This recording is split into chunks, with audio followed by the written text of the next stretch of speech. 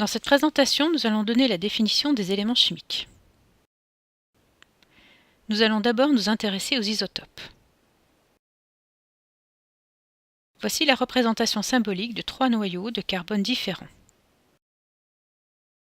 Vous remarquerez qu'ils ont tous les trois le même numéro atomique Z, qui est ici égal à 6. En revanche, leur nombre de masse grand A est différent.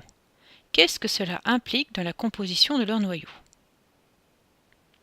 Z correspondant au nombre de protons, ces trois noyaux possèdent donc le même nombre de protons, c'est-à-dire 6. Mais si on calcule leur nombre de neutrons, on constate qu'il est différent.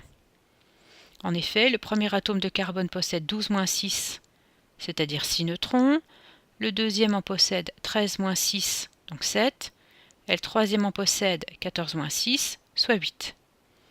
Ces trois noyaux possèdent 6 protons, donc les trois atomes qui correspondent possèdent chacun 6 électrons. Par définition, des atomes dont les noyaux possèdent le même nombre de protons, mais pas le même nombre de neutrons, sont appelés isotopes. On a donc ici affaire à trois isotopes de l'atome de carbone. Pour les différencier, on les nomme différemment. L'atome de carbone qui possède 12 nucléons est nommé carbone 12. Celui qui possède 13 nucléons est nommé carbone 13.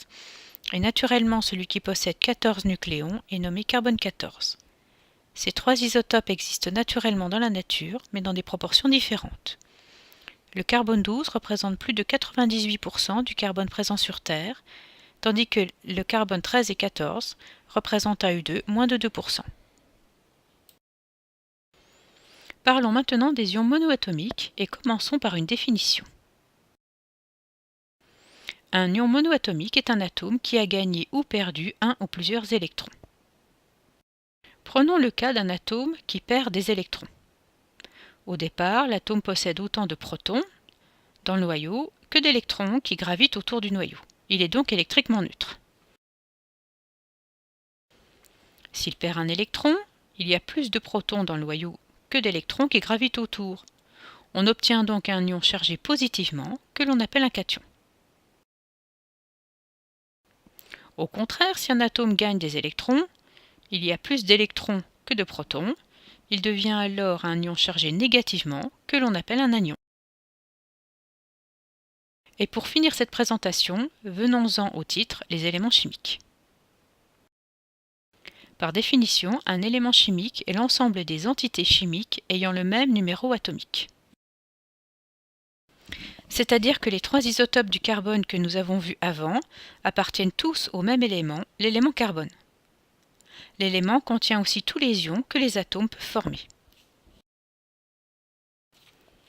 Par exemple, le cuivre existe sous la forme de 29 isotopes différents, et chacun de ces isotopes peut donner des ions cuivre 1 et des ions cuivre 2. Et toutes ces particules ont le même nombre de protons dans leur noyau, c'est-à-dire le même numéro atomique Z. Il faut donc voir l'élément chimique cuivre comme un grand sac dans lequel on aurait mis toutes les formes de cuivre existantes. Et c'est la même chose pour tous les éléments.